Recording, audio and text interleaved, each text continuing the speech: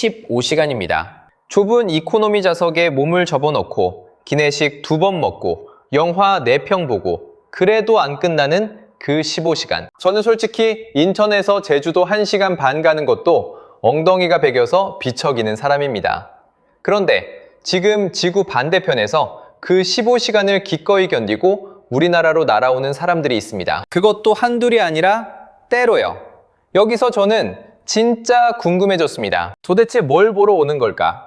먼저 이 질문부터 던져보고 싶어요. 로마에는 2000년 된 콜로세움이 있습니다. 파리에는 에펠탑이 있고 루브르가 있죠. 이집트에는 피라미드, 페루에는 마추픽추, 인도에는 타지마할이 있습니다. 그럼 우리한테는 뭐가 있습니까? 냉정하게 한번 따져보시죠. 우리도 경복궁 있고 불국사 있고 좋습니다. 그런데 파리 사는 사람이 루브르를 옆에 두고 로마 사는 사람이 콜로세움을 마당처럼 두고 200만 원 쓰고 15시간 날아와서 볼 만큼의 무언가입니까? 솔직히 말해서 아니에요. 그런데 그 사람들이 옵니다. 그것도 해마다 더 많이 옵니다. 그럼 답은 하나밖에 없습니다. 이 사람들이 보러 오는 건 유적이 아니라는 겁니다. 그럼 뭐냐? 이 질문의 답을 파고들면 파고들수록 저는 좀 소름이 돋았습니다. 오늘 그 이야기를 해보려고 합니다. 먼저 이 장면부터 보시죠. 부산 광안리 해수욕장 바로 앞 편의점입니다. 밤 늦은 시간인데 계산대 앞에 줄이 섰어요. 그런데 줄 선 사람들 얼굴을 보면 절반 이상이 우리나라 사람이 아닙니다. 컵라면에 뜨거운 물을 붓고 삼각김밥 비닐을 뜯느라 낑낑대고 스무디 하나 들고 나가서 바다 앞 계단에 그냥 털썩 앉습니다. 이 편의점 점주분이 언론 인터뷰에서 이러셨어요. 부산에서 편의점 한 지 20년인데 지금이 최대 호황이라고요. 20년 동안 한 번도 못 본 광경이 지금 광안리에서 벌어지고 있는 겁니다. 서울 성수동은 더합니다. 조마일보가 서울 주요 관광지 15곳의 생활인구 데이터를 분석했는데 2017년 성수동의 시간당 외국인 방문객이 93명이었어요. 그냥 낡은 공장이랑 인쇄소 있던 동네 말입니다. 그런데 최근 수치가 시간당 2257명, 24배입니다. 10배도 아니고 24배요. 반대로 관광 1번지라던 명동은 시간당 1만 6천 명대에서 9,800명대로 거의 반토막이 났습니다. 이게 무슨 뜻일까요? 관광객이 줄어서가 아닙니다. 관광객은 폭발적으로 늘었는데 명동에 안 가고 다른 데로 갔다는 뜻이에요. 청계천 벤치에 앉아 김밥 까먹고 여의도 한강공원에서 라면 끓여 먹고 광장시장 좁은 골목에 앉아 육회 한 접시 놓고 소주잔을 부딪힙니다. 광장시장 시간당 외국인은 387명에서 806명으로 2배 넘게 뛰었고요. 우리가 아무 생각 없이 지나치던 그 자리들이 지금 세계인의 목적지가 되고 있는 겁니다. 숫자 한번 보겠습니다. 2026년 상반기 딱 6달 동안 우리나라에 들어온 외국인이 1,071만 명입니다. 반기 기준 역대 최대. 작년보다 21.3% 늘었고 코로나 이전인 2019년보다도 26.9% 많습니다. 상반기에만 1,000만을 넘겼으니 올해 연간 2천만 명 시대가 열린다는 얘기고 2,100만까지 본다는 전망도 나와 있어요.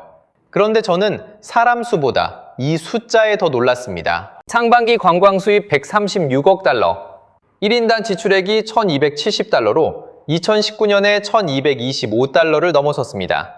예전에는 사람만 늘고 돈은 안 쓴다는 소리를 들었거든요. 단체버스로 와서 면세점 한번 훑고 가는 관광. 지금은 사람도 늘고 한 사람이 쓰는 돈도 늘었습니다. 오래 머물고 깊이 파고들고 그만큼 지갑을 연다는 뜻이에요. 그래서 벌어진 일이 뭐냐? 올해 3월 우리나라 관광 수지가 흑자로 돌아섰습니다. 11년 4개월 만입니다. 그리고 넉 달 연속 흑자를 이어갔어요. 우리는 늘 관광 적자국이었잖아요. 우리 국민이 나가서 쓰는 돈이 훨씬 많은 나라. 지금 몇 년째 당연했던 그 구조가 지금 뒤집히고 있는 겁니다. 그럼 이 1,071만 명이 어디서 왔느냐? 여기서 그림이 달라집니다. 미주가 107만 7천 명으로 12.7% 증가, 유럽이 73만 9천 명으로 20.2% 증가, 오세아니아도, 중동도, 아프리카도 다 늘었습니다. 아시아 852만 명이 여전히 압도적이지만 비아시아권이 전부 같이 뛰었다는 게 핵심이에요. 예전엔 중국, 일본, 대만, 홍콩, 비행기로 2~3시간이면 오는 이웃들이 전부였는데 지도가 통째로 넓어진 겁니다. 12시간, 15시간을 날아온다는 게 어떤 의미인지 생각해 보십시오. 항공권만 왕복 150만 원, 200만 원. 시차는 13시간, 14시간이라 도착하고 사흘은 밤에 눈이 말똥말똥합니다.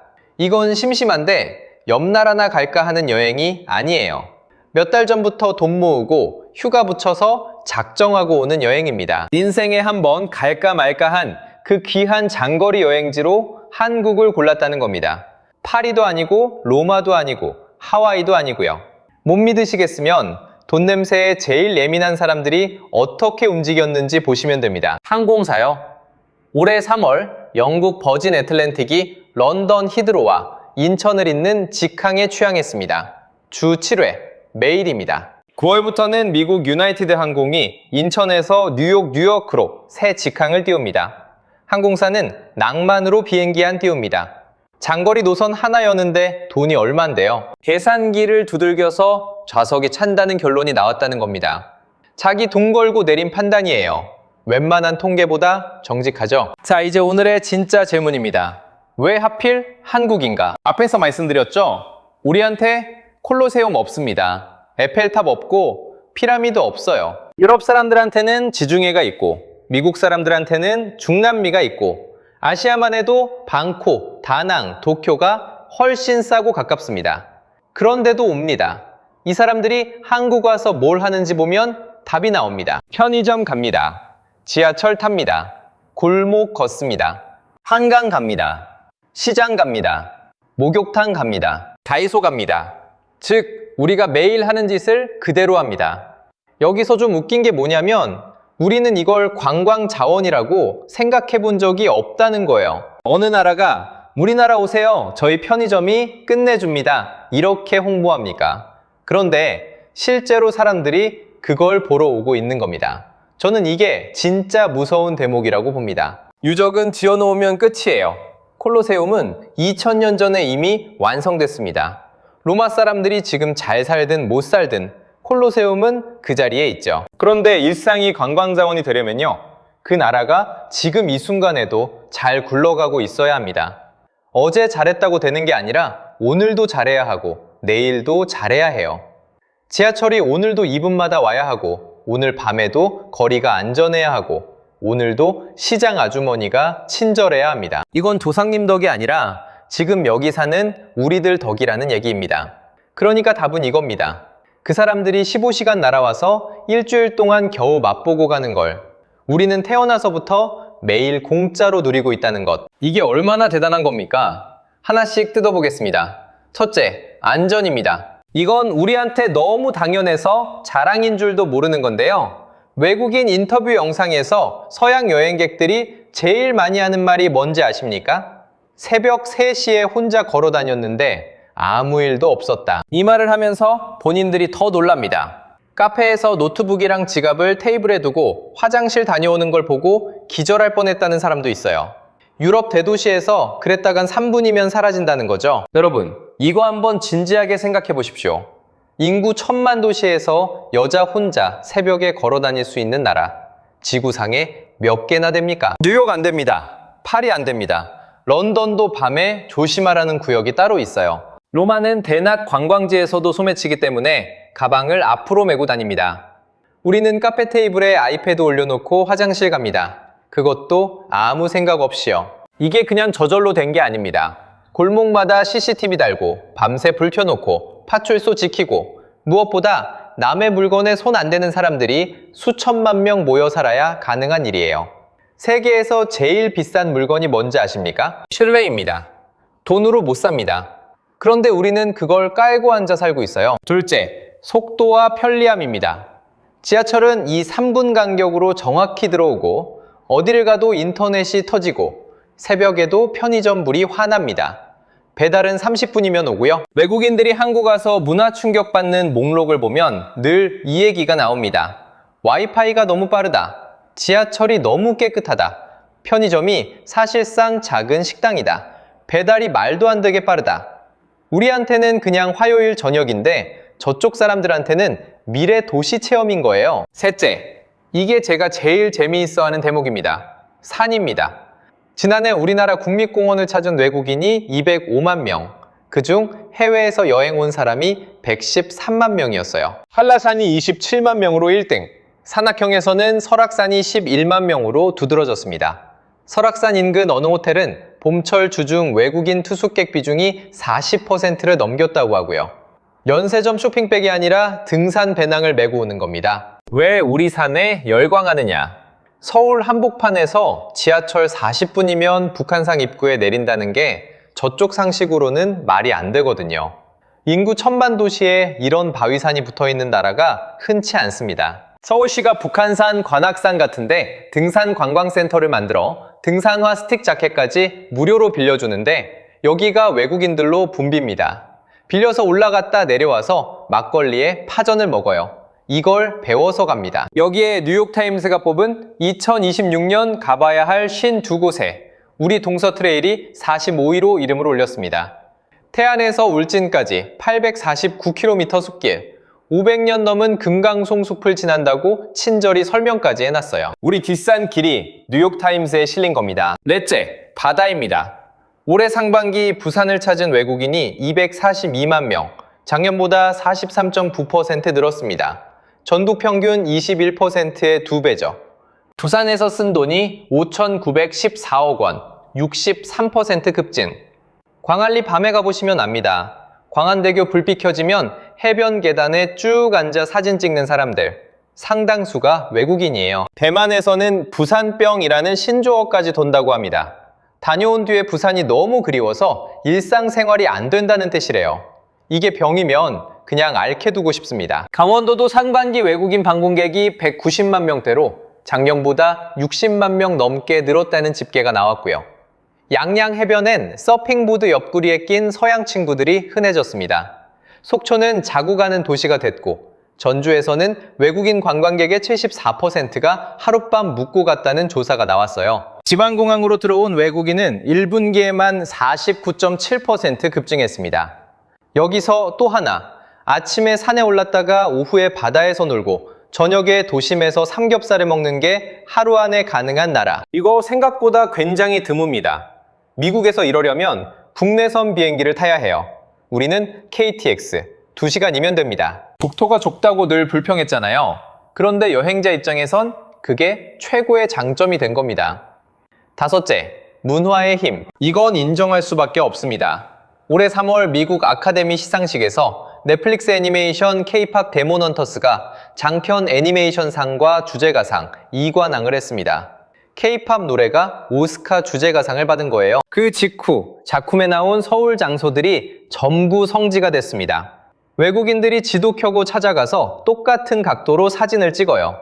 4월부터는 BTS 월드 투어가 시작됐는데 그 출발이 한국이었고 공연 보러 온 해외 팬들의 평균 체류가 8.7일, 일반 관광객보다 2.6일이나 길었습니다. 공연 하나 보고 안 갑니다. 서울 돌고 부산 가고 시장 가고 산 가고 병원 가고 화장품 사고 그러다 갑니다. 그리고 이건 꼭 짚어야 해요. 지금 유럽 남미에서 오는 20대 30대들 어제 오늘 한국을 한 사람들이 아닙니다. 10년, 15년 전 중고등학생 때부터 유튜브로 뮤직비디오 돌려보던 애들이에요. 그때는 돈이 없었죠. 그 애들이 이제 30이 됐습니다. 직장이 있고 카드가 있고 휴가가 있어요. 10년 넘게 품어온 나라에 드디어 제 돈으로 표를 끊는 나이가 된 겁니다. 그러니까 이건 갑자기 터진 유행이 아니라 10몇 년 묵혀둔 마음이 한꺼번에 터지는 중이에요. 여섯째, 값입니다. 우리끼리는 물가 올랐다고 매일 한숨이죠. 그런데 뉴욕이나 런던 기준으로 보면 서울은 여전히 말도 안 되게 가성비 좋은 대도시입니다. 뉴욕에서 스테이크 한 끼에 팁까지 얹으면 7만, 8만 원 우습게 나갑니다. 서울에선 그 돈이면 반찬 12가지 깔린 한정식을 먹죠. 게다가 상반기 평균 환율이 달러당 1,480원대였어요. 달러 들고 오는 사람 입장에선 온 나라가 세일 중인 겁니다. 일곱째, 음식과 몸입니다. 이제 뉴욕 마트에 김치가 있고 런던 슈퍼에 라면 매대가 따로 있어요.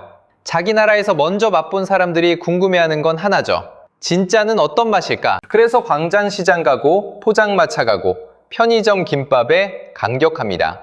쇼핑 지도도 바뀌었어요. 연세전 매출은 2019년 대비 60% 가까이 쪼그라들었는데 올리브영, 다이소, 무신사가 그 자리를 채웠습니다. 올리브영은 외국인 구매액이 1조 원을 넘겼고요. 명품 쓸어 담던 관광에서 마스크팩이랑 1,000원짜리 소품 쓸어 담는 관광으로 바뀐 겁니다. 여기에 큰 손이 하나 더 있어요. 의료 관광입니다. 올해 상반기 외국인이 우리나라 병원에서 쓴 돈이 약 1조 1,931억 원, 2019년 같은 기간에 6.6배입니다. 6.6배요.